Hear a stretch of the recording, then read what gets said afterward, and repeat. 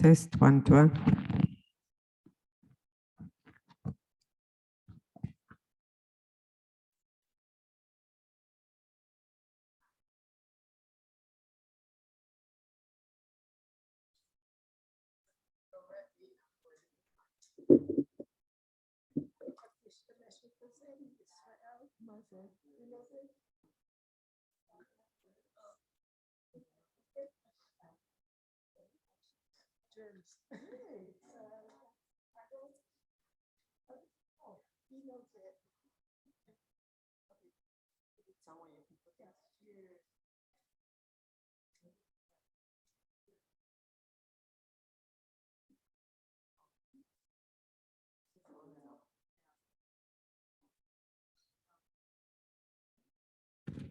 You want it on your scarf or you want No, it on your sure.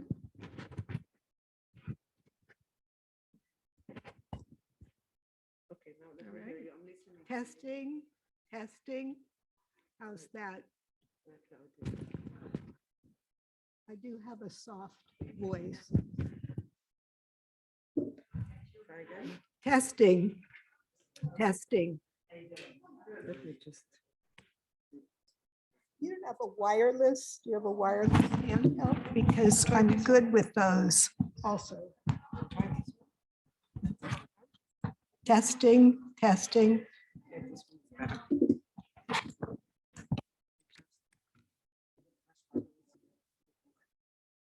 don't mind using wireless.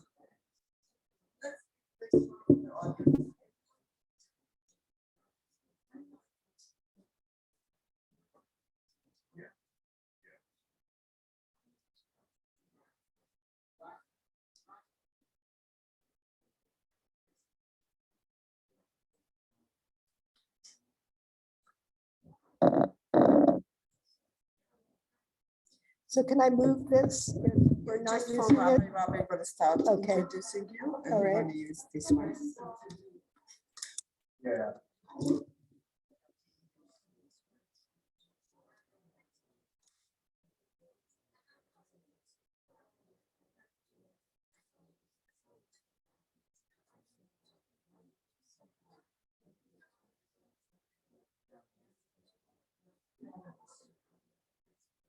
Let's try now.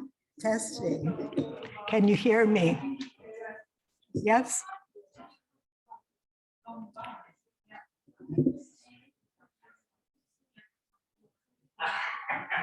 I'm just.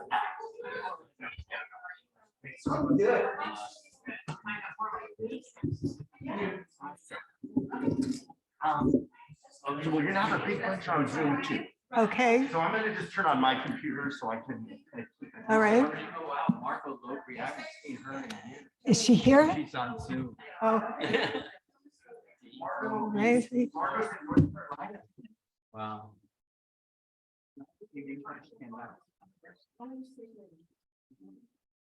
This is Jody. Jody.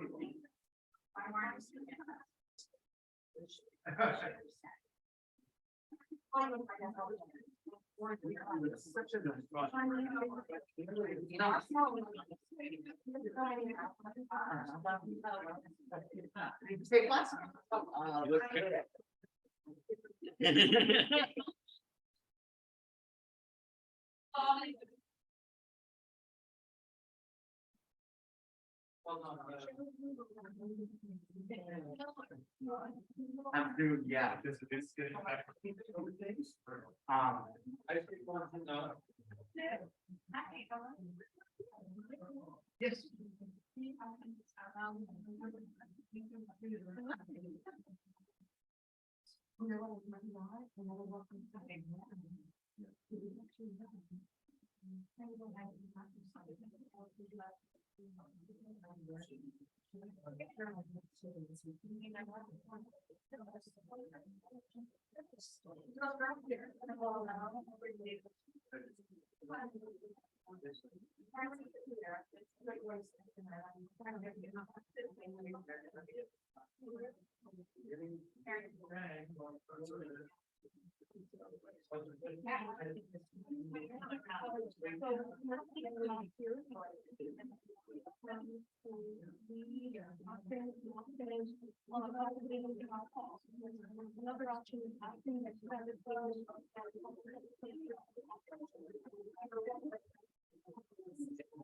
Listen, you're the messenger. I think it's a little.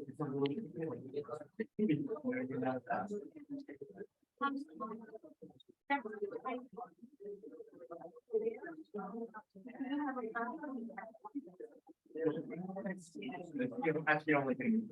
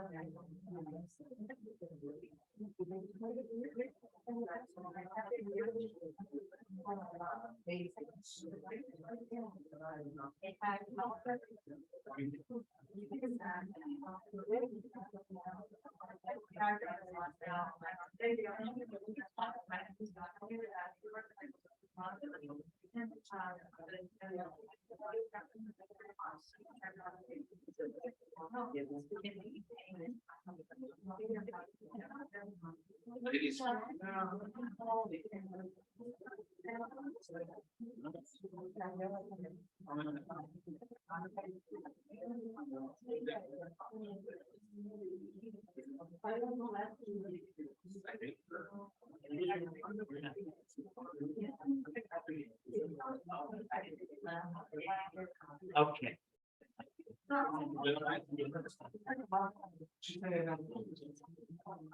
I don't have no recollection of that. Well, I really don't.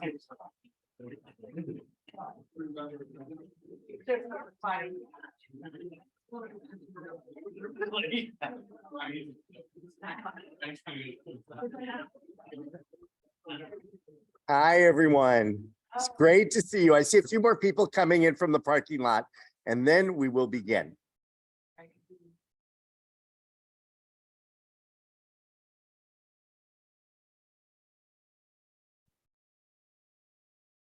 And does everybody have a handout? Does anyone not have a handout?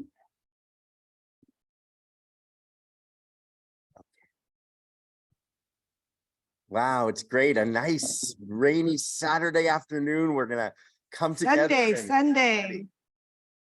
Sunday afternoon.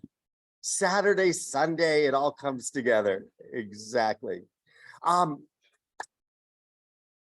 In a moment, I'm going to ask Adam Teitelbaum to come and introduce our speaker for today. But as you know, this is the annual Teitelbaum lecture.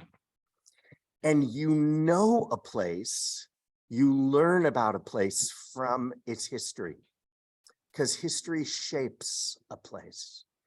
And the history of Congregation Beth Jacob has been shaped by Rabbi David of blessed memory and Robin Teitelbaum. And I know I walk into this building and I feel Rabbi Teitelbaum and Robin's spirit. I feel David's gentle kindness sitting with me. I feel his soaring intellect continuing to inspire. I know that people continue to talk about his commitment to social justice and what that meant. But mainly when people remember Rabbi Teitelbaum and Robin, it's of their care, compassion, and love. And those pieces are so alive here at Beth Jacob. 28 years after Rabbi Teitelbaum retired. That we are doing a lecture in his memory and in Robin's honor, every year is the perfect way to honor him. Because David loved to learn. He was always learning. He always had a book. He always had ideas that he shared. And pieces of that learning were pieces of Robin's essence while she lived her own special, vibrant personality. To honor them both through this lecture is truly, truly an honor. To have worked with the family to say, who should we bring, has been great. And that the person we've brought today is a person whose books in my office are filled with tags and underlines and exclamation marks and asterisks. I'm so excited Thank to you. learn from you today. Your books truly, truly have made a difference in the broader Jewish world, and that you grew up here is even more exciting. So I'm really happy for today. We've got a bunch of people online, as you can see, and it's just nice to gather and to honor memory, to honor legacy, to honor Robin, and to learn together. Adam, if you could come.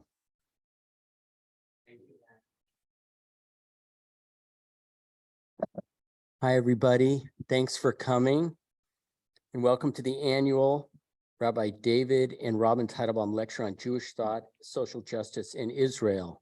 It is of note that my father, Zichrono Livracha, his second yard site is next week, the evening of the 16th. Our guest speaker this afternoon is Estelle Frankel, who grew up, as was mentioned, right here at Beth Jacob. Estelle's family and mine were close friends. As a kid, I remember using Day-Glo paint to decorate posters with Estelle in her bedroom, and I somehow ended up with a Jimi Hendrix record of hers. In fact, before we left for Israel in 1968, her mother, Phyllis, of blessed memory, very generously invited our family to live with them for a month since our house was already rented out. So today, Estelle will speak on her latest book, The Wisdom of Not Knowing, Judaism's Paradoxical Theology of Awakening. She will also share stories from her own spiritual journey, which began here at Beth Jacob, that led her to the study of Jewish mysticism in Israel and eventually to train as a psychotherapist and Jewish spiritual director. In preparation for Passover, Estelle will lead us in a study session on Jewish spiritual practices that can inspire our Seders and serve as a catalyst for personal spiritual development. Estelle Frankel, MFT, is a seasoned psychotherapist, spiritual teacher, and author who blends depth, psychology, and the wisdom and healing practices of Kabbalah. Estelle is a graduate of the Michlala College for Jewish Studies in Jerusalem. She has taught courses in Jewish spirituality for 50 years and is the author of 2 award-winning books, Sacred Therapy, Jewish Spiritual Teachings on Emotional Healing and Interwholeness, as well as The Wisdom of Not Knowing, Discovering a Life of Wonder by Embracing Uncertainty. Allow me to present to you Estelle Frankel.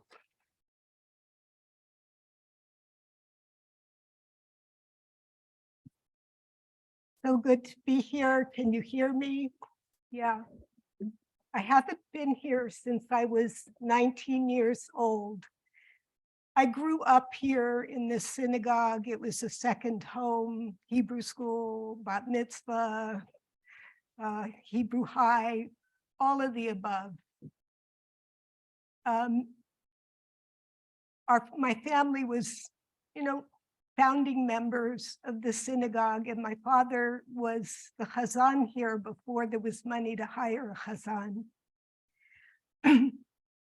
I had a little bit of trepidation in accepting this gig to come speak here because I hadn't been in the building, and I have a traumatic memory of being 11 years old on Yom Kippur and being called into Rabbi Teitelbaum's office and informed of my father's death, which was a total shock. And the Teitelbaums were wonderful. They were taking care of my brother and I. And in the years after my father died, I can't even talk about this without crying. He was really loving and tried to show up in ways for me, knowing I didn't have a father. And I knew if I was going to share this, I wouldn't be able to not cry, but I had to share it anyway. So I was a know-it-all when I was young. And I graduated from high school at 16. And I was inspired by visits to the House of Love and Prayer in the Haight-Ashbury in San Francisco, where I was observing Shabbat with Shlomo Carlebach and a band of Jewish hippies that were getting high on Shabbos. No. I mean, getting high on the drug of Shabbos. And so instead of hitchhiking to Canada with my boyfriend who was going to dodge the draft by going to Canada, it was the middle of the Vietnam War, it's the 60s. I was inspired to go to Israel, where I immersed myself for 8 years in the study of Jewish mysticism, Hasidism, sacred text. For those 8 years, wherever you would have found me in Jerusalem, I was schlepping a lot of books around. But then I became Orthodox, I became very observant, I became a big know-it-all. I knew the truth. And I came home on one of my visits to see my mother, and Rabbi Teitelbaum invited me into his study to talk, because he wanted to understand what had happened to me, how I'd become Orthodox, and I was a pain in the butt to my mother. She had to kosher the kitchen. It was a headache.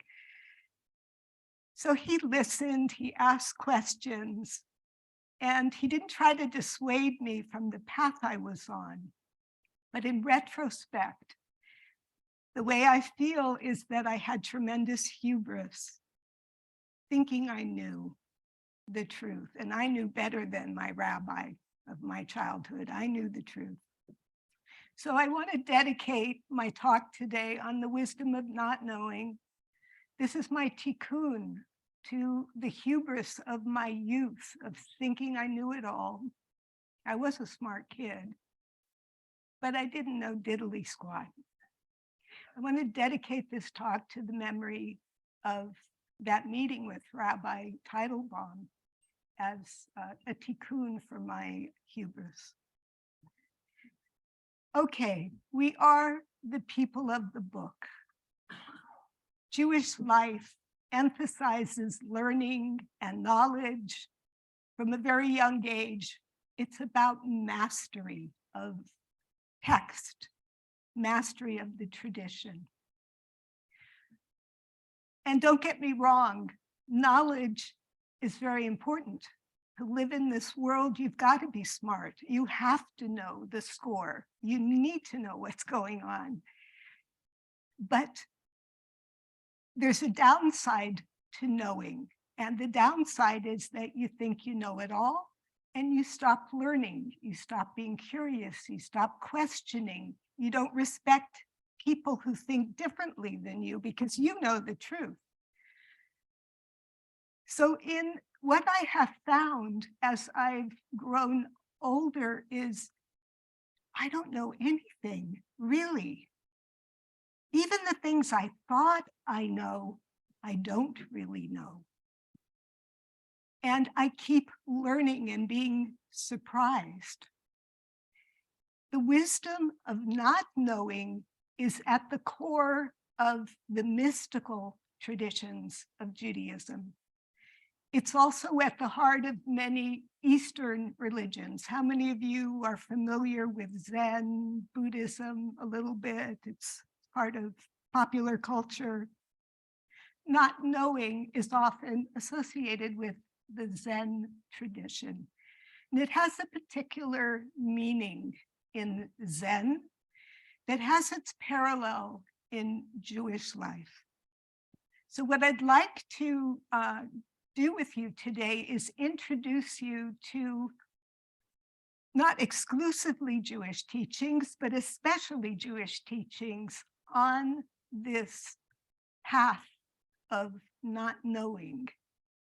It's a quality that has many octaves to it. It's not just the not knowing of not knowing, admitting you don't know. It has many octaves.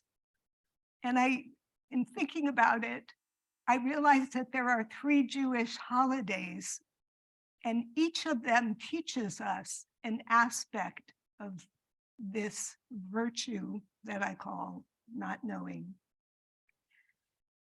We just celebrated Purim, and I'll talk about that later because the first month of the Jewish year is Nisan, it's Passover. So we begin the cycle of learning the wisdom of not knowing on Passover. What do we do on Passover? How do we open up the Seder? How does Seder night open? Questions, and well, matzah comes later. You got to wait for the food. We open the doors. The very first thing we do, we open the doors. What are we opening the doors? We say, Halach ma'anya, diachlu avotenu b'mitzrayim, kol dichvin yete v'echol. We invite in the stranger. Most people have stranger anxiety, like babies, 18 months old, stranger anxiety. We are wired to fear the unknown. We are wired in our brains to be cautious with the stranger, like xenophobia. Very few people have xenophilia, which is the love of the strange, the love of the unknown. But on Passover night, the first thing we do is we open the door to the stranger. And then, who said it? We ask questions. And what is the question we ask on Passover night? Yeah, ma nishtana. How is this night different than all other nights? And there is this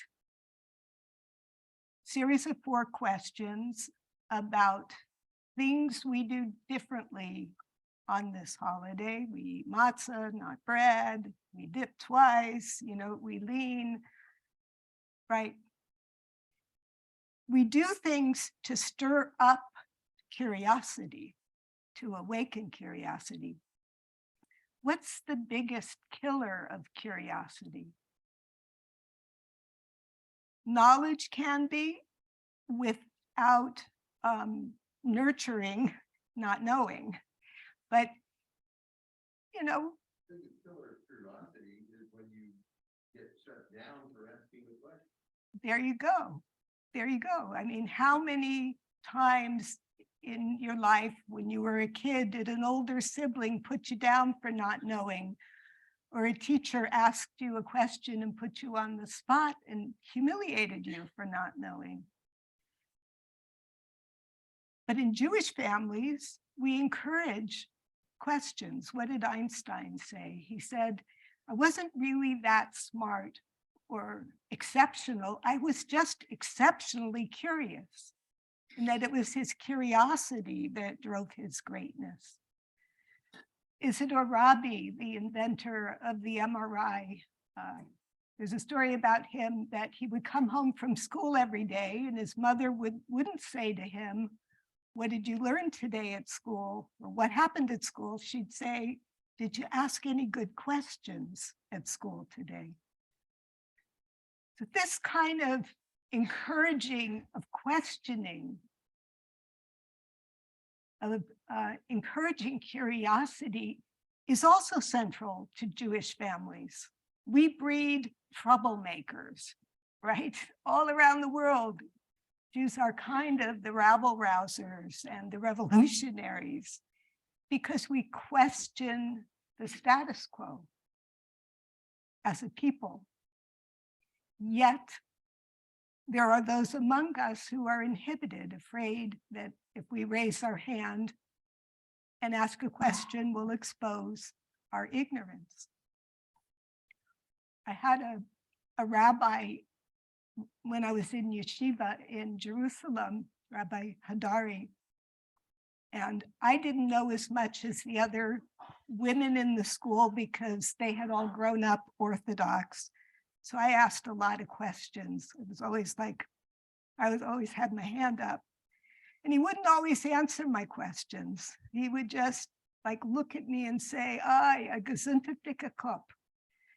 Like he loved that I was asking questions that the Orthodox who had read scriptures and knew the text wouldn't ask questions because they already knew. I didn't know. So it's kind of amazing. Think about it. We read the Torah every year. We go through the same stories. It can be very boring, or it can be exceptionally exciting to discover something new every time you read a text, right? But there's a thing about our humanity, our wiring, our brains that predisposes us to fear the unknown and unfamiliar. There was a neuropsychologist named Robert Burton who was at UCSF, and he coined the term the certainty bias, that our brains are wired to seek certainty, not uncertainty. In fact, dopamine, the pleasure molecules, are released in the brain when we have a bingo moment, when we realize we know the answer. So it's hard to dwell in uncertainty, and these have been tremendously uncertain times. Would you agree with me? The past 3 years, how many of you have lost sleep like me? How many of you worry about the future, right? And what do we do in face of the uncertain? We have a tendency, because our brains are prediction machines. We see minimal evidence and we already come to a conclusion of what that means based on the past. It's hard to stay sitting in the seat of not knowing, of uncertainty.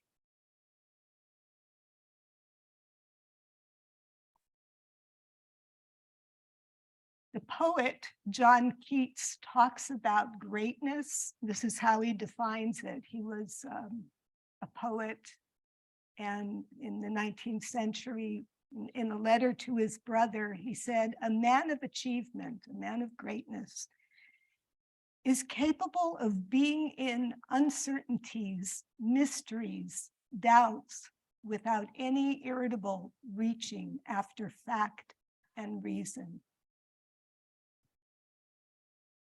You know, when you're married to somebody for a long time, or you have a friend you've known forever, and they start to say something, what goes on in your mind?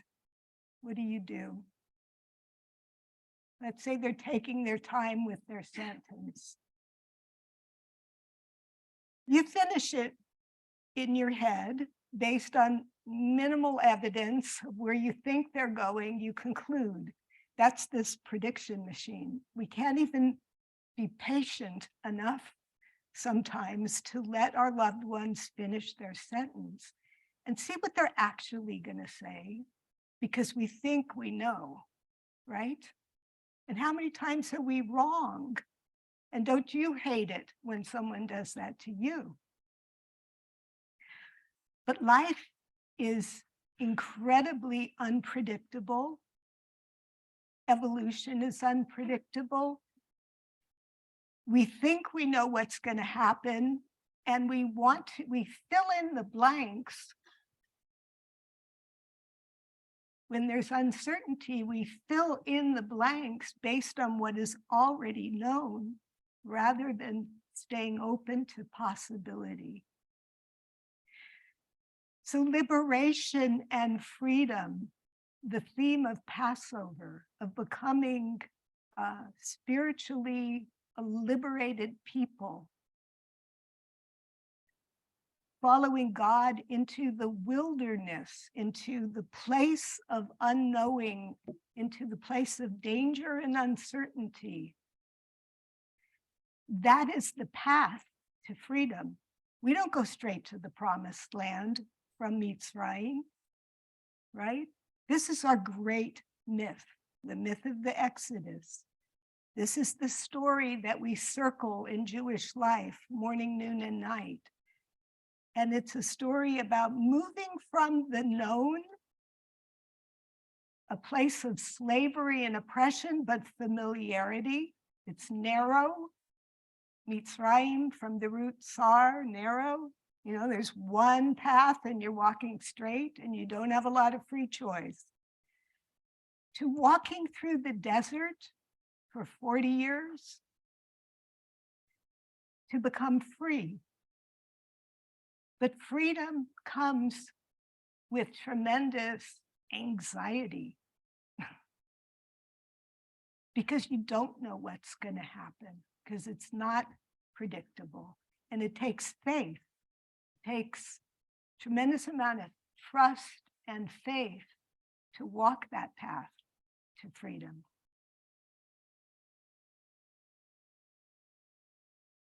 Reb Shlomo once said, quoting the Baal Shem Tov, that what is the meaning of Mitzrayim? It's all our yesterdays. It's living life looking in the rear view mirror instead of down the road. So imagine you're driving a car. Where are you looking? Can you drive looking in the rear view mirror all the time? No, you're going to crash. You have to look down the road and occasionally look in the rear view mirror. Make sure you don't get rear-ended. There's what to learn from the past, but the future is untold. So Passover night, when you go to your front door and you open the door, you're not just opening the door, you know, to let in some fresh air, to invite in the stranger, so to speak, but you're in opening, just to open to possibility, to everything you don't know. When I'm anxious about something, you know what my mind does? I'm really good at catastrophic thinking. I can project all the worst case scenarios, anything catastrophic that is about to happen, could happen. So much to the point that I can convince myself of my catastrophic thinking. Now, being a therapist, having had lots of therapy myself, I've learned that this is a trauma response, and Jewish people do this. People read my book, The Wisdom of Not Knowing, they thank me, they say, that's me, I do that too.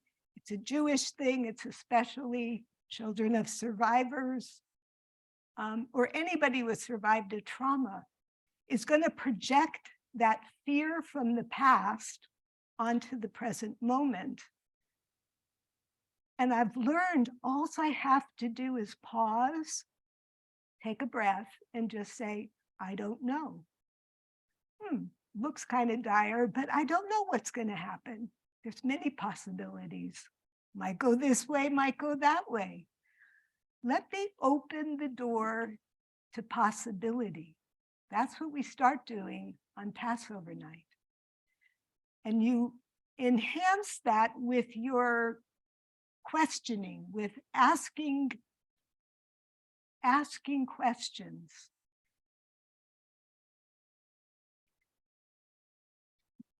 Everybody knows the joke. Rabbi, why do you always answer a question with a question? Why not? Right? But we have a lot of that too. Jews do like to ask questions. We are a curious people, but even so, we can deepen in the spiritual practice of not knowing. The Hebrew word for wisdom, you could see if you happen to have the handout on the top of page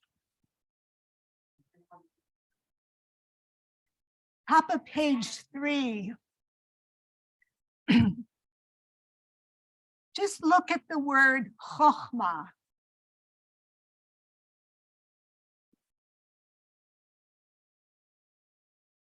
Chokhmah is wisdom. Chokhmah in Kabbalah is a composite of these two words. If you turn the letters around, Chokhmah can be read as koach ma.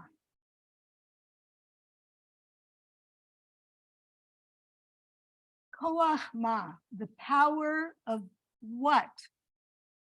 What did Marvin Gaye sing? What's going on, right? What's going on? Chokhmah, you want to be wise. You want to marinate in the word, the Hebrew word ma. And in Kabbalah, the word ma isn't just what's going on, or what is this, which is a Zen koan. Koach ma is radical humility. When Moses and Aaron are besieged by the Israelites' doubts in the desert, there's no water, there's no food, that uncertainty of their daily existence depended on manna from heaven. They can't bear it. It's terrifying. So Moses and Aaron reply, Ma nachnu. What are we? We are what? It's like radical humility. I want to read, I do a lot with poetry. Poetry is my second love after Torah. T.S. Eliot in East Coker writes, in order to arrive at what you do not know, you must go by a way which is the way of ignorance. In order to possess what you do not possess, you must go by the way of dispossession.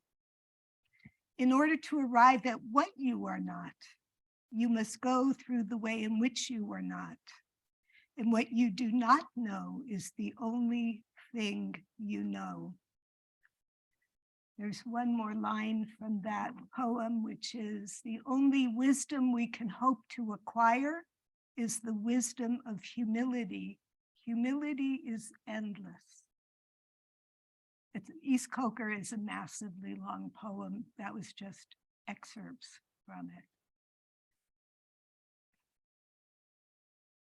Okay, so that's the first octave of not knowing. It's developing this openness and curiosity. The gesundheitliche Kopf. The second octave I'd like to talk about is Hanukkah. It's not in the handout because this just dawned on me this morning that it's Pesach, Hanukkah, and Purim that teach us the wisdom of not knowing. What do we do on Hanukkah? We light the candles out into the darkness, and we gaze for at least 18 minutes a night at the light. And the Kabbalists say that Hanukkah is fixing our eyes so that we can see the newness of reality, so that we can see the miraculousness of the ordinary. And of course, Hanukkah is a story about miracles, but the ultimate miracle really is the ordinary course. Nothing is ordinary. Everything is astonishing in this world. Nature is mind-blowingly astonishing, right? So Hanukkah, we are stepping into the next octave of not knowing, which the Buddhists call beginner's mind. What is beginner's mind? Suzuki Roshi, the great teacher of the last century, said that in the mind of the beginner, there are many possibilities. In the mind of an expert, there are few, right? There's a story about Suzuki Roshi that a scholar once came to him to learn Zen. And the scholar was going on and on talking. And Suzuki Roshi offered him tea, gave him a cup, and he starts pouring tea in the cup, and the cup is overflowing. He doesn't stop pouring, it's just spilling everywhere. And the man says, it's full, stop, it's full. Suzuki Roshi said, that's the whole point. You're so full of your knowing, of all your ideas and philosophies. There's no emptiness, there's no room for you to take anything in.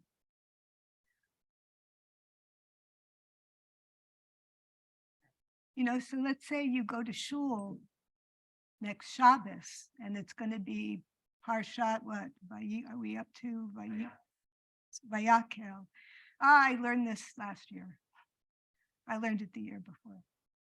No, if you empty your cup, you're gonna have your mind blown.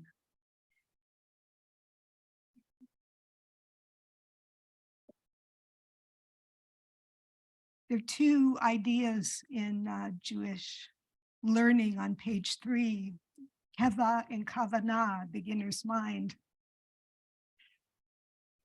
Keva is habit. And part of religious life is having habits. You get up, you say Modeh Ani, you eat your breakfast, you make bracha before the food, you make brachas after the food. You daven 3-4 times a day, whatever these are all aspects of keva. But kavanah is, can you do it with new intention? Can that prayer that you've said 1,000 times, can it come alive and say something new, or just wake you up again? My husband and I are ocean swimmers, and we go a lot to Hawaii to swim in the coral reefs that are remaining. And at sunset, everybody goes out to watch the sunset. We go to this one little place every winter, Puako. Every night, everybody goes out. It's not just another lousy sunset in paradise. It's revelation. It's God energy. It's beauty. It's astonishing. Can we look at each other with Hanukkah eyes and see the miracle and the unpredictable nature of humans? You know, people surprise us. They can step out of their box. How many of you saw The Purple Rose of Cairo, Woody Allen's movie? It's one of my favorite. So there's this movie, and it keeps repeating and repeating the same thing because it's a movie, right? The characters have to show up, and then all of a sudden one of the characters jumps off the screen and becomes 3-dimensional, and he's not following the script anymore. With Hanukkah eyes, you can allow people to step out of their box, out of their limited sense of who they are. For me, as a therapist, the most powerful thing is sitting in that beginner's mind And maybe my client is going to talk about the same thing over and over again, but maybe I'm going to hear something new. You know, maybe they're going to surprise me one day and something big is going to happen.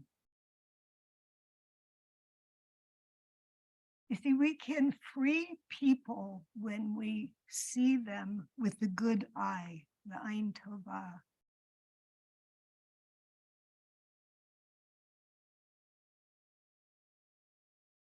Okay.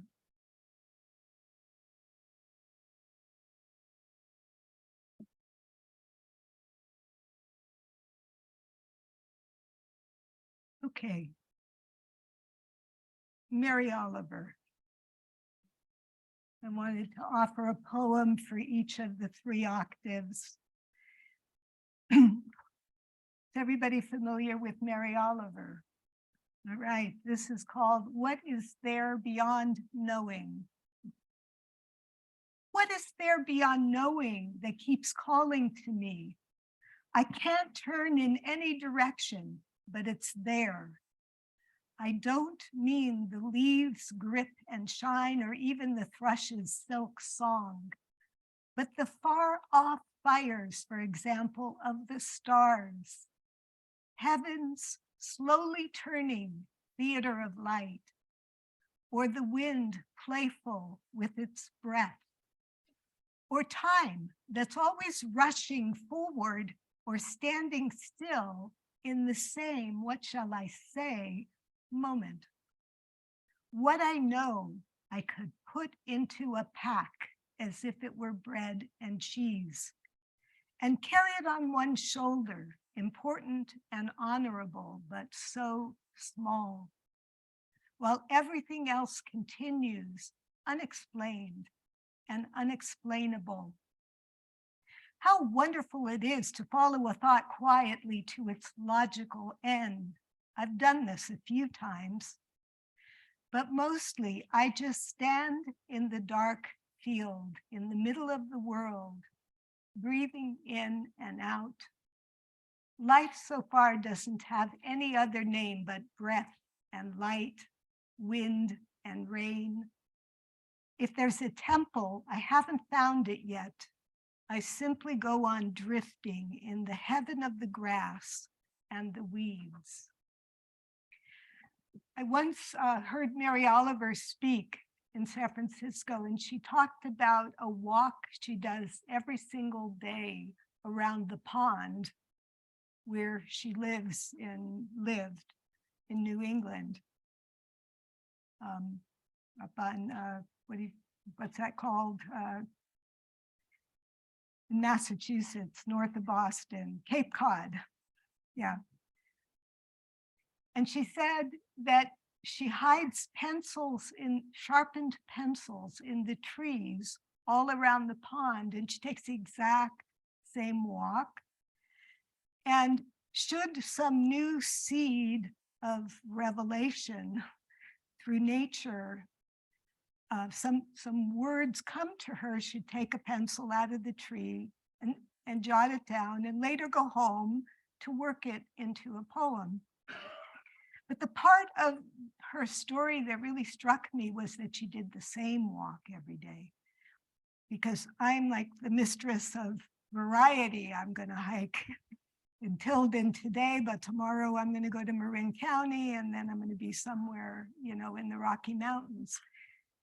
Like, I love nature and I love having my eyes opened. And there's something about the new vistas that wakes us up, right? But she's the true Zen master who can take that same walk every day and see something new in it.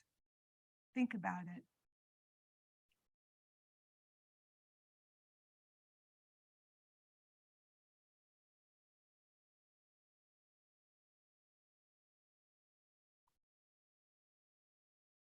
There was something I was going to say and I lost it.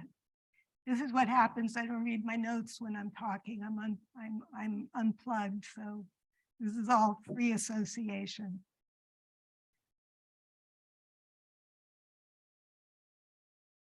Um,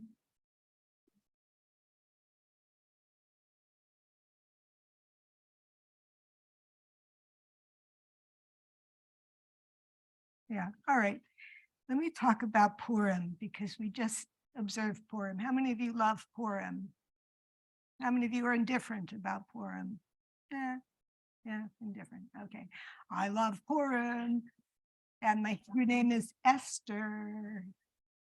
But what I love the most about Purim is that the mystics took a story that is happening in good and evil. It's a classic, it's like one of those classic tales of a villain tries to kill the Jews defeat the villain, good prevails over evil. Yay, then we get to party, right? But the rabbis saw beyond the story. In fact, they saw some dangers in this story, dangers that have been borne out by history, that dualistic thinking, when we split good and evil into completely separate categories, we distort reality because the good guys and the bad guys are sometimes the same guys. And good can come out of evil and evil can come out of good. And Eitz Hada'at Tov Ra, the tree of knowledge of good and evil, was really the tree of the mixing of good and evil, because Da'at is union. It's a knowing through becoming one with. So on Purim, the rabbis had this code phrase that you must become so drunk on Purim that you reach the state known as Ad Lo Yada. Chayav inish libasume, you must become so intoxicated, so perfumed, saturated with substance. Ad Lo Yada, to the point that you don't know the difference between cursed is Haman and blessed is Mordecai. That's a pretty radical statement, wouldn't you say? So Jews have for centuries gotten really intoxicated on Purim, and it's this huge kind of release in a very restrained people around alcohol and whatever the tradition limits the drinking and all. But on Purim, we go wild to a place beyond duality. Now, this is the third octave of not knowing. It's the octave of seeing life not as a binary, not through binary lenses, but seeing that it's all good in a way, that even the bad, even the evil that exists is a throne for the good. It is part of the evolutionary journey that life is taking through creation and destruction, planting and ripping up. Like these two forces are in a dance. So Ad Lo Yada. You say that phrase with me. Ad Lo Yada. Ad Lo Yada, to the point of not knowing. So you're reading a piece of news and it's very distressing. And maybe there's something you can do, maybe there's nothing you can do. But on the level of faith, you can remember Ad Lo Yada. It looks pretty bad right now, but maybe there is some way that life is evolving its goodness in this dance of dualities. So you can see here, I gave you a text from the Breslov tradition on Purim on page 2. So there are crazy stories in the Talmud about rabbis getting drunk and one of them cutting off the other's head. The next year, that rabbi says, hey, you want to come again for Purim? And the other rabbi says, no, I don't want to push my luck. You know, last year you cut off my head. Clearly, this is hyperbolic rabbinic folklore about how crazy drunk they would get on Purim. So Rava, who was one of those two rabbis, said, one is obligated to drink on Purim until he no longer knows the difference, just what I shared. For there, in the world of non-duality, Hashem is above knowledge. And there, it is inappropriate to say, cursed is Haman, for there it is entirely good. There's a realm where it's all good, where there isn't this split of good and evil. It's above the midot, above the seven sfirot, above days of good and days of evil.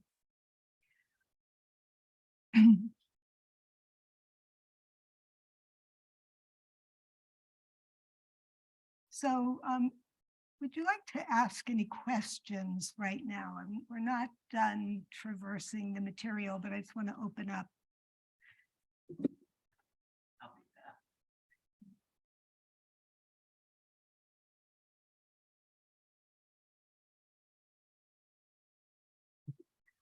Hi, thank you so much. Sorry to have been late. I had a call that wasn't gonna let me not have it. Oh, good. Here. I'll share that I've clocked many hours as a patient or client of different psychotherapeutic modalities of treatment. And one of the things that I found, because I wasn't particularly observant growing up, I grew up in a Reform synagogue or temple, and then came to conservative Judaism through marriage. And at the time, in my initial crisis, dark night of the soul kind of thing in college, you know, Judaism was not very comforting for me as a modality of healing. However, I stuck with Judaism and along the way picked Buddhism up as another repository or another body of knowledge. And I also have found increasingly a lot of support from Judaism in my continuous healing and growth. And also wondered if you see in your work as a therapist, how we need reminders all the time because just of the nature of the way our brains are, right? We are seeing things as binary. I mean, a stimulus comes in, it's, you know, I guess there are three things like it you know, it stimulates you in certain ways. The way we're wired is not to our advantage in being well. Okay, let me respond to that. Do you have a laptop or you have a computer? What does the screen do? Goes on or off. It goes to sleep. Yeah. Right? Just like our minds, just like our awareness, we go to sleep. When we're asleep, we're in automatic mode.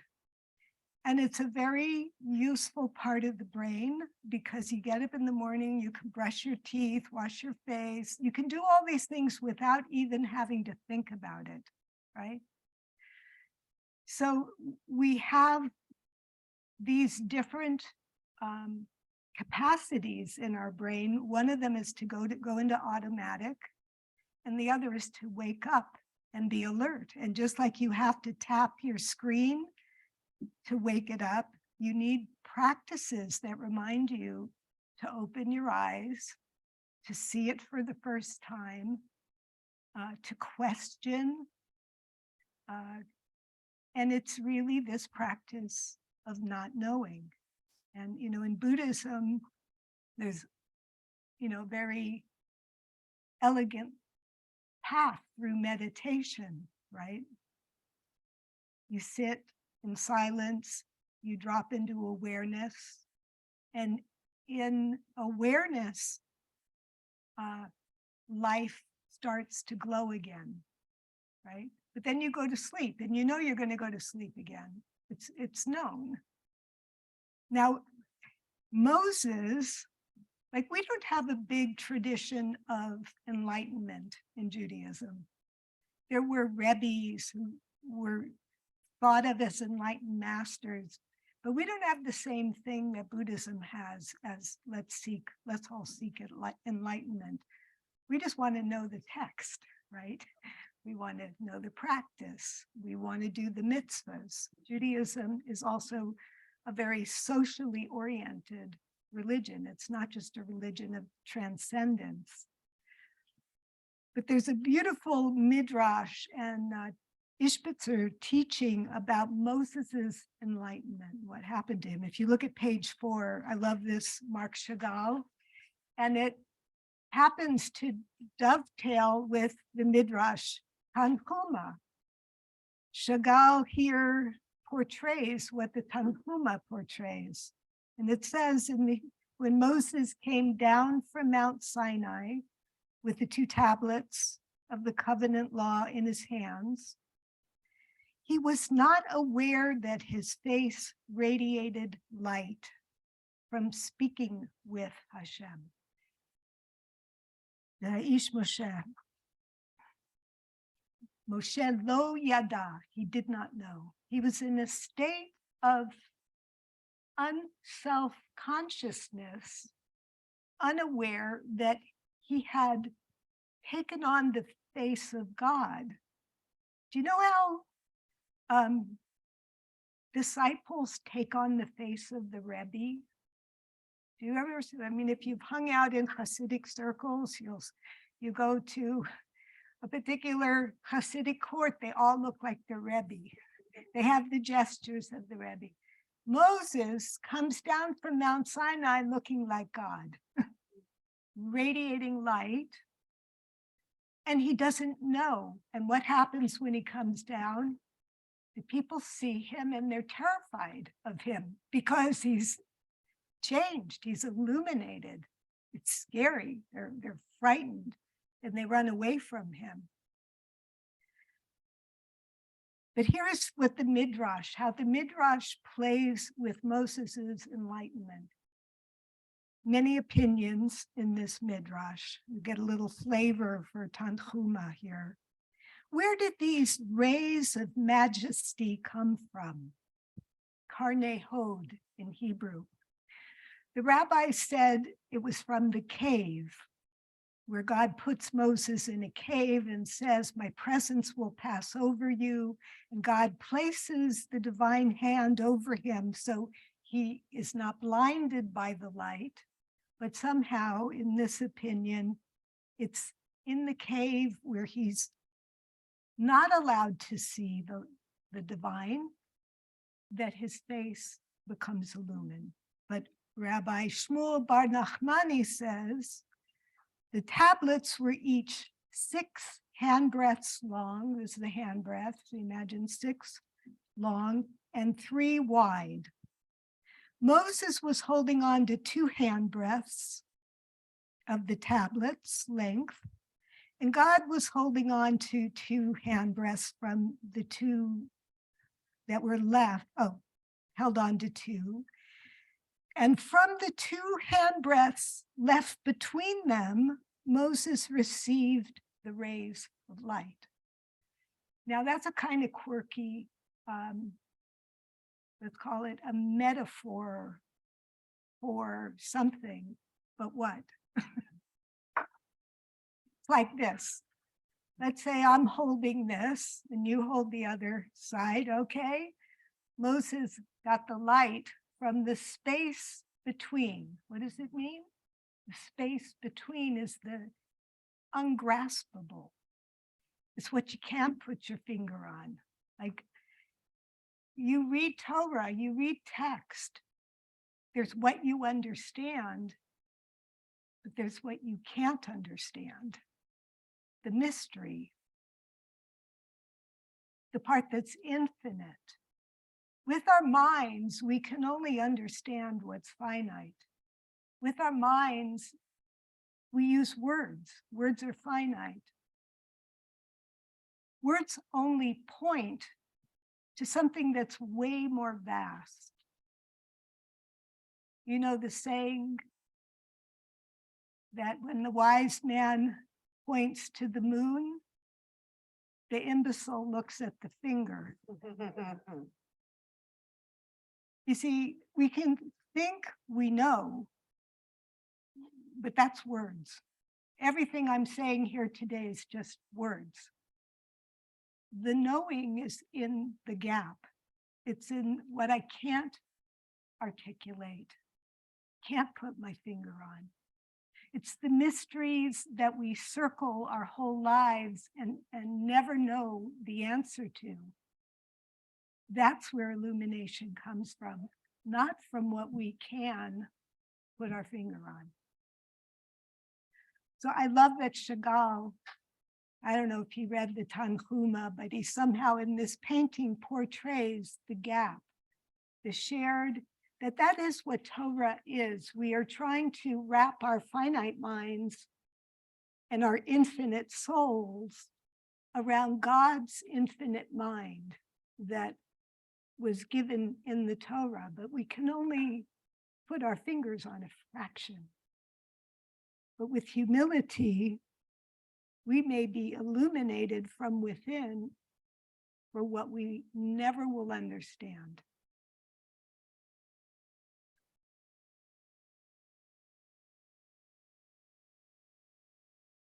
I like how, let me see if I can find the quote from Heschel.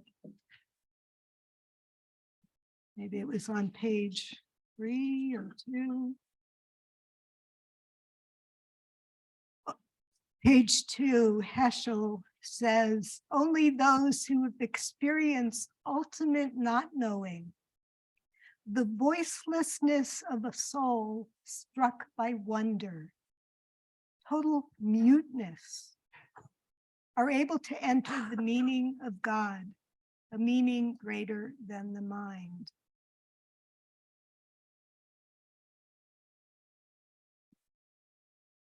Like what happened at Mount Sinai when the Israelites stood there and heard God speak. Supposedly God said, I am the Lord your God, etc.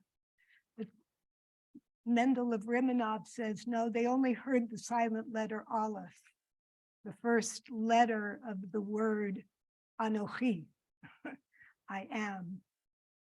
What does it mean they heard the silent letter Aleph? It means that they were sheket, they were quiet for a minute. They stopped talking. They were still. They listened to the wind in the desert and heard the silence speaking.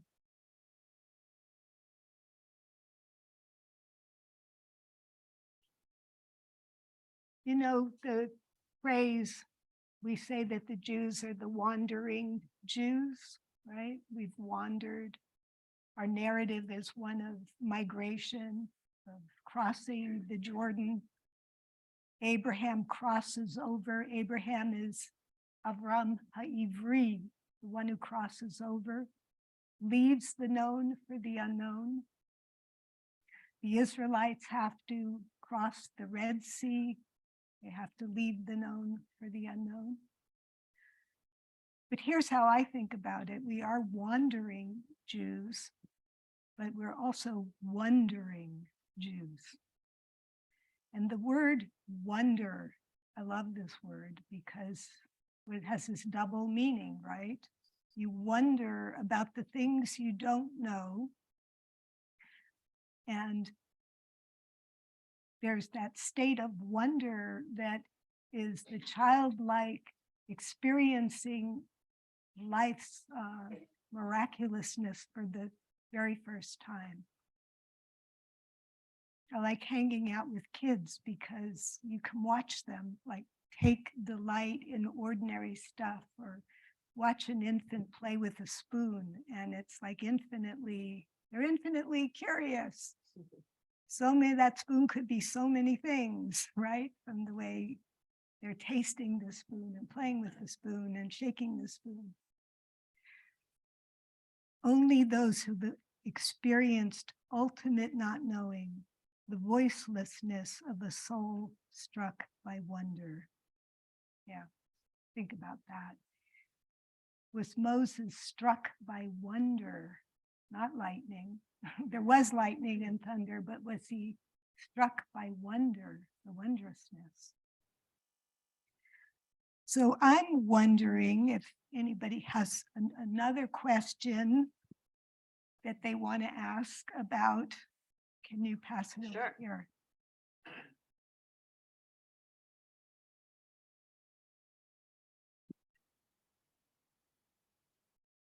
Thank you for your wisdom and insights. It's very encouraging. What is the difference among meditation, being in a state of meditation, being in a state of mysticism, and being in a state of prayer? And I kind of want you to talk about it from our perspective and not God's perspective. From our perspective, Yes, okay. if that's I possible. don't know what it means. I think you mean being in a mystical state. Yeah. Well, a mystical state is when you see the connectedness of everything, or you cease to just be an ego, a separate self, but you're part of a great whole, an interconnected web of life. But let me talk more about prayer versus meditation. So in meditation, there is a dissolving of the boundaries of the individual self to just be present in awareness. In prayer, you're talking to God. There's an I, thou. The rabbis in the Talmud say that you should prepare for prayer by meditating, and that what? Go ahead, say. Yeah, that you, in order to pray, in order to talk to God, talk to the presence, it helps to be still. It helps to empty the mind of all the chatter.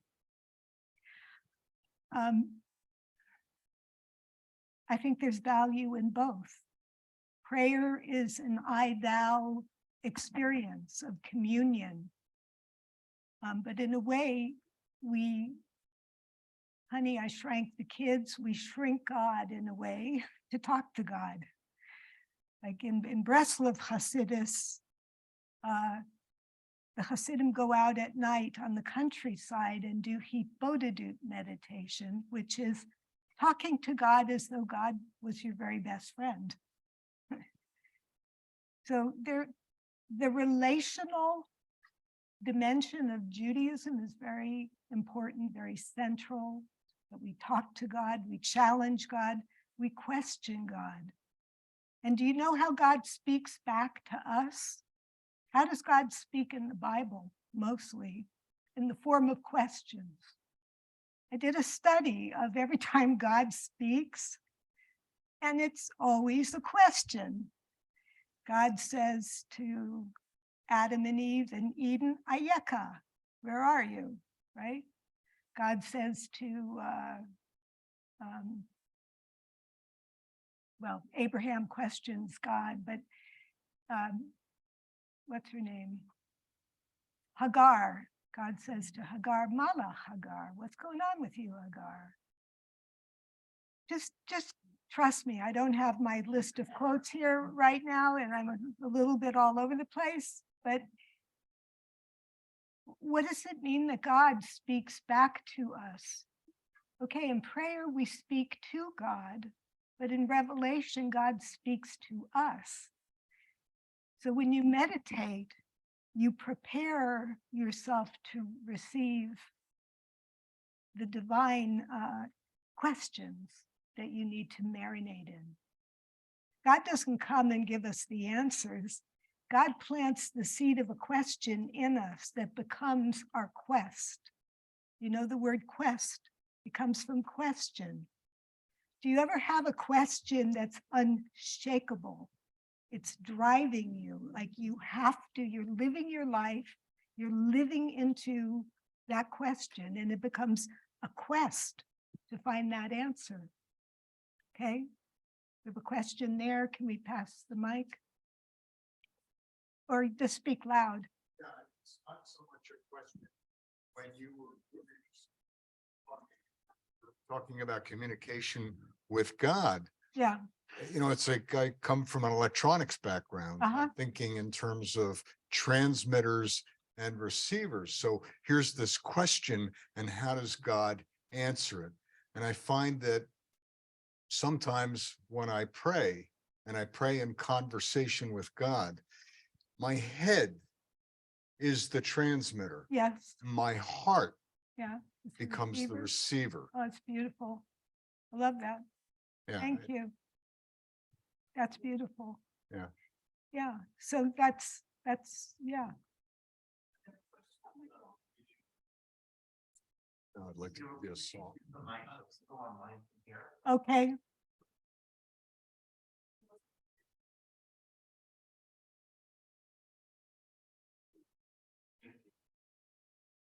Hi, Estelle. Thanks for your time today. I've never heard of you before, but I'm also a therapist and steeped in many things. But I guess my question is, when we hit that moment of profound revelation, like we get something mhm, and it happens and you know it, yeah, can't hold on to it and Right. it goes away. right. Um, You forget, I think it's incorporating. It's like assimilated like in, the question is, why is it so hard to make it part of an ongoing okay, part of our psyche? okay. I think it's like the difference between something that's in the hard drive and that's in the software. Like in the hard drive, let's say I'm wired to be anxious, but I have this software I upload every day. Oh, I would better meditate. Oh, I'm very calm. I'm not afraid. But it's not hardwired into me. I guess that's the question. At what Yeah. point What do we point is- evolve where Mhm, we could actually use these moments of clarity mhm. to shape the world that we're in? Right. In Well, the way that's that the idea of practice. With the spiritual practice, it becomes more resident in you, the insight. It's not just mental, but it's in your kishkas. Like, you know, you start studying Torah when you're young, and it's Vishinantim levanecha, you repeat and you repeat, but eventually the Torah becomes part of your DNA, and it's, you know, whatever you do, it's a mitzvah. You know, you're living and then an embodied experience of what it is to be a Jew. But it takes time. Like when you want to marinate a cucumber and make it a pickle, how long does it take? It takes a while, right? Any of you make pickles? so we have to become pickles. Well, I think it's repeated practice that helps us hold on to insights. But you could be, you know, all of a sudden in a situation that triggers the memory of a trauma, and there you are back in your old patterns, but you can regain everything you've learned, hopefully faster. You're not starting from scratch. Actually, so that's exactly the question I was about to ask you. Yeah. First of all, thank you. Very, very insightful talk. I was going to follow up with that question. You started your discussion around, as Jews, we Mhm. almost have trauma embedded in us. Mhm. So is there any difference between the route you talked about for anxiety versus trauma, both in terms of as a therapist and in terms of Jewish views, how we do that? Well, I think recognizing the intergenerational transmission of trauma, that, you know, we are a people that have survived 2,000 years of exile. And even if your parents weren't survivors, as mine were, you still have somewhere in the knowledge of belonging to an oppressed people there's an internalized feeling of, are we safe? Are we ever safe? Are we home? Do we belong? Am I different? So there's a lot of that. For me, moving to Israel when I was 17 was very healing of all that baggage, because I was no longer seeing myself as different from the outside, but I was home. I don't know if I'm answering your question. Did I answer your question? Just I don't curious think too, more on trauma, like how as a therapist maybe, or the, so. because you said many Jews do Okay. face trauma at one level Yeah. or another. I'm very involved in IFS work, internal family systems work, and what you develop is, again, it's sort of like a meditative practice of being in your self energy, being in your higher self, and being in relationship with your parts. And our neurotic parts, our traumatized parts are parts like little children that need our love and care. And so when you're aware of something, it's different than being in it. If I can talk for my anxious part rather than talk from it, very different. So again, that's where spiritual practice, where having the seat of your soul be your home where you live, can help you, deal with your rowdy parts. Yeah. So I'm sure I've left out, do we have till 1/2 What's our time? You're good. Okay, we can go till 1/2. And does anybody need to leave before that? I can stay with the Q&A and keep it alive with what your questions are, or we could study a few more texts. There's one more text. I don't want to have insomnia tonight thinking, oh, I forgot that. There's one or two more I'd like to do with you, and then maybe we can take a quick question. So I mentioned the revelation at Sinai begins with the Godhead speaking, Anochi Adonai Elohecha, page 5. I am Hashem, your God. I am Hashem, your God. Now, this is from Reb Mordechai Lehner of Ishbitz, the Ishbitzer Rebbe, very popular Polish Hasidic Rebbe from the 19th century that all of a sudden everybody studies the Ishbitzer. Shlomo Carlebach was the first to turn me on. So he says the text doesn't say ani, I. In other words, why does God introduce God's self as Anochi rather than Ani? Many places in the Torah, when God is speaking, God says Ani, I, right? Why here is it Anochi? I'm skipping down. What is the kaf? Let me just give it over to you, and you can later break your teeth reading my the translation I brought here. The chaf in Hebrew is something like this, like kamo. You say the kamoze. It's like this. The Ishbitzer says God speaks, I'm something like this, the Lord your God. In other words, I'm not revealing my entire self to you as I actually am. I'm giving you a little shtickle. I'm something like this. This is what you can grasp of me today, right now. But you know what? More will be revealed.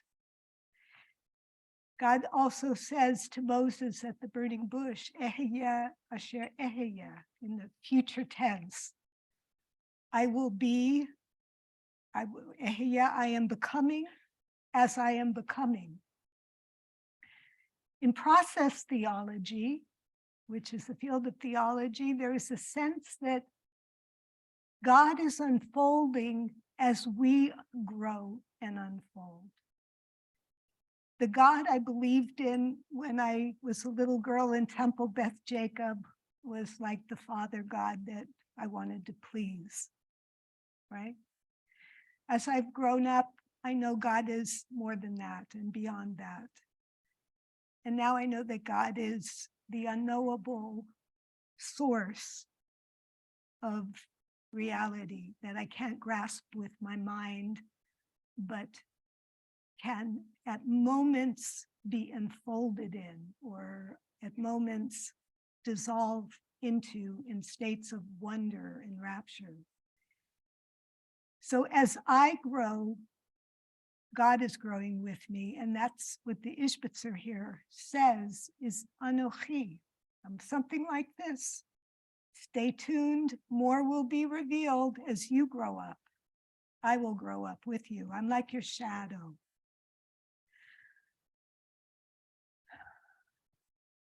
It's a lot to hang on to because we want certainty. So what did the Israelites do right after the revelation? They hightail it back 10,000 cubits and they say, Moses, you can talk to God. We're out of here. It was terrifying. They wanted something they could hang on to. So Moses is up there for 40 days and 40 nights. And the people say, V'ha'ish Moshe, lo yadanu mehayalo. We do not know what happened to Moses. And they say to Aaron, make us a golden calf. We don't like this living God that's intangible. We want something concrete, something we can control. And this is the nature of idolatry. We have a revelation. It blows our minds. What do? We try to shrink it. This is from Kafka. Franz Kafka says, one day a leopard stalked into the synagogue, roaring and lashing its tail. 3 weeks later, he had become part of the liturgy. We try to domesticate our mystical experiences that blow our minds. We can't, it's too unsettling of our ordinary life. Okay, but I'm not going to go down that rabbit hole right now, but yes. The addict has a substance that's their idol that can make them feel good. You know, the unknowable God is terrifying. You know, it's awe-inspiring, but it blows your mind. Your mind can't abide. So we shrink God into whatever idol we think we can control. Here's what Rav Avraham Yitzchak Cohen Cook, 20th century Jewish mystic, who was the first chief rabbi of the state of Israel. Number 9, he says, every definition of God brings about heresy. Every definition is spiritual idolatry. So, yeah, this is an aspect of the offense of making a graven image or a likeness of God against which we must always beware.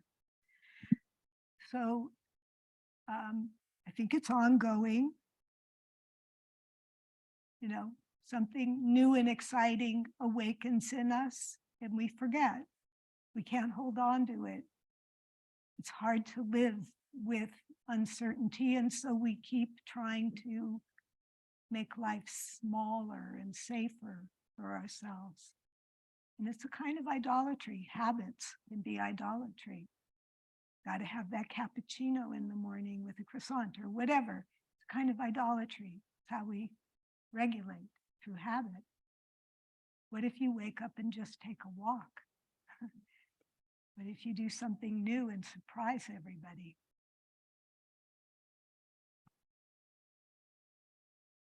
So I want to close just with the last teaching on love, number 14.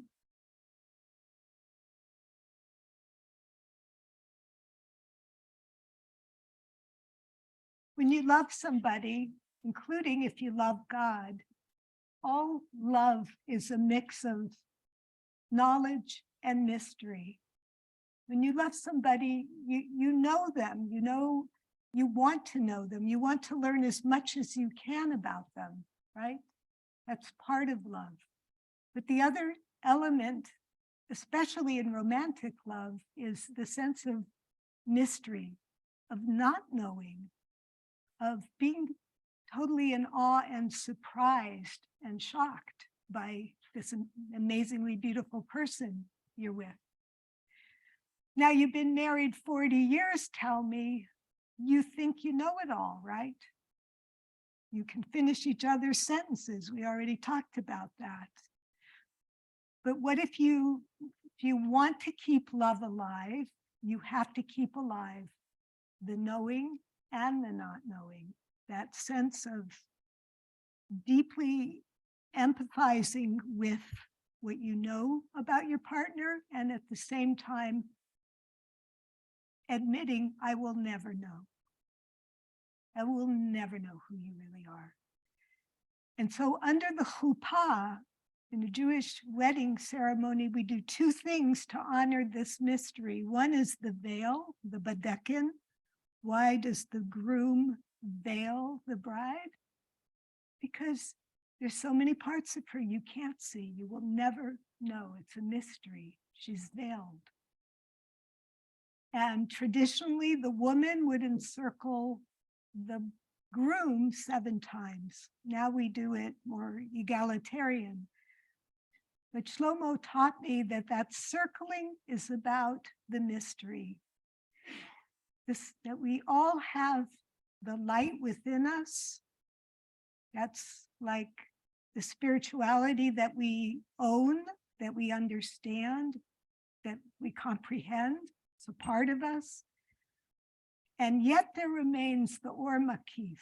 There's the encircling light, which is a light that transcends our personhood. It's beyond our transpersonal, you might say, spirit.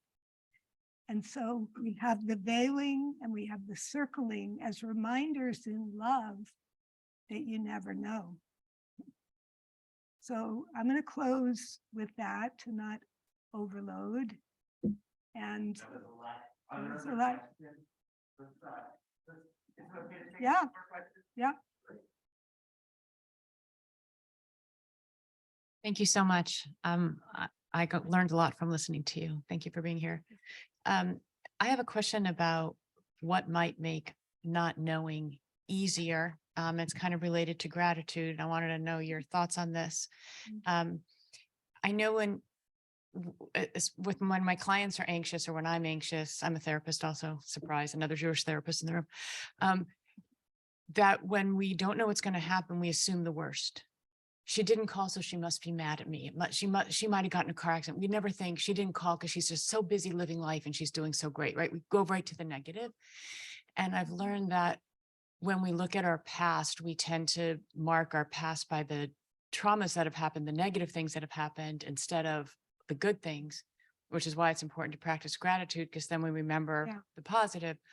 So have you found either in your work as a spiritual advisor or in the Torah that there's times when it talks about how if we practice gratitude, the unknowing can be a possibility of something good that might happen as opposed to a scary beautiful point?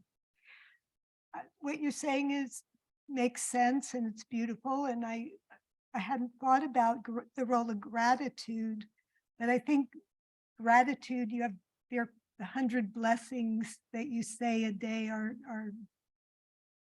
part of that practice of opening up awareness, not taking for granted. Like we do take for granted everything that's part of our daily routine. And so gratitude wakes us up out of the taking it for granted. And I mean, I think, are you familiar with Brother David Stendal Rast? He did he's running this international website called gratefulness.org.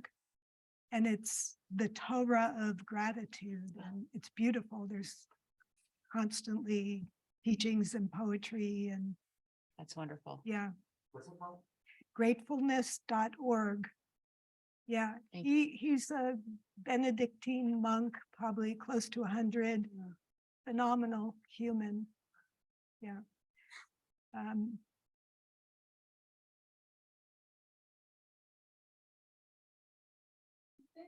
Brother David Stendal Rast. But just go to gratefulness.org, you'll find it.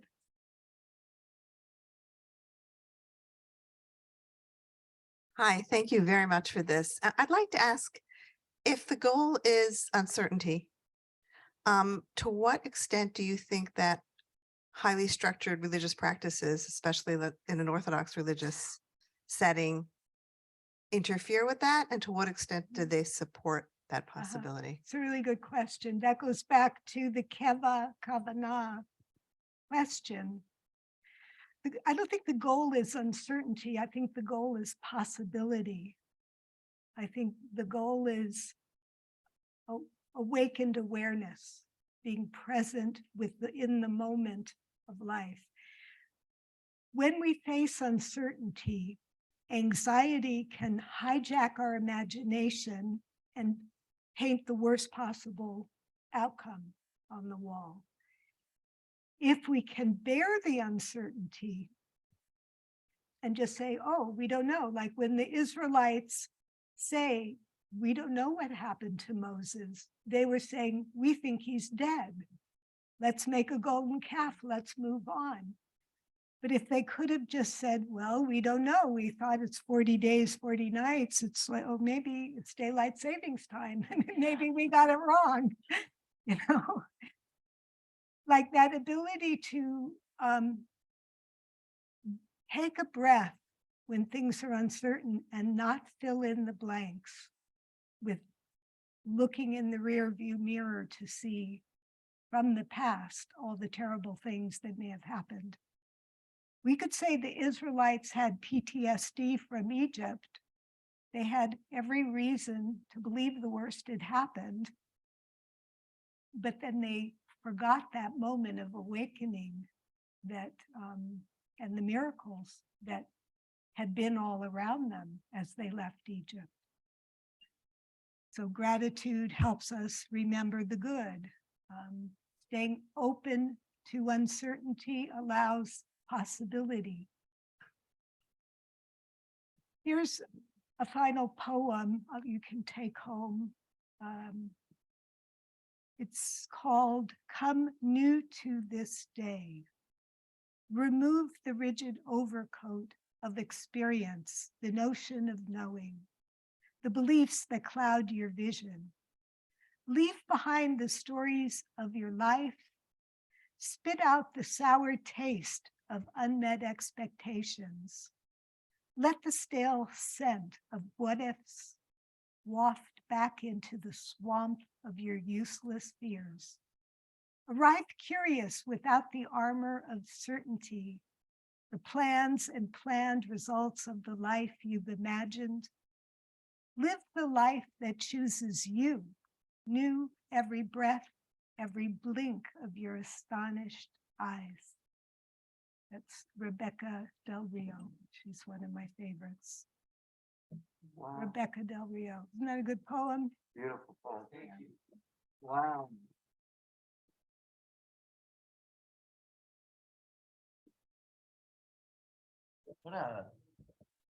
What a powerful, powerful afternoon. You know, I'm so grateful I was here. It will not come as a huge shock that I think rabbis particularly need to learn to embrace not knowing, because we're often turned to Right. tell what Right. we know, what people want us to know. You're the experts, right? And, you know, I am cautious, Adam, you'll help me in terms of whether what I'm going to say is correct. I am certain that Rabbi Teitelbaum would have been delighted by today. Thank you. I am certain of that. Yeah. What a extraordinarily fitting talk and study in his memory and in his honor. And going back to what you started with, I hope that today was also tikkun for you. Yeah. As you were able to come home. Yeah. On a certain level and feel the power and warmth of Yeah. home. Thank you. So thank you so much. Thank you for inviting me.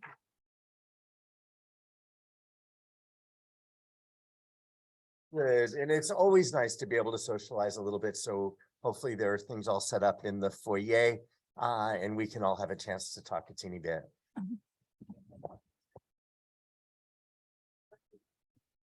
Hey.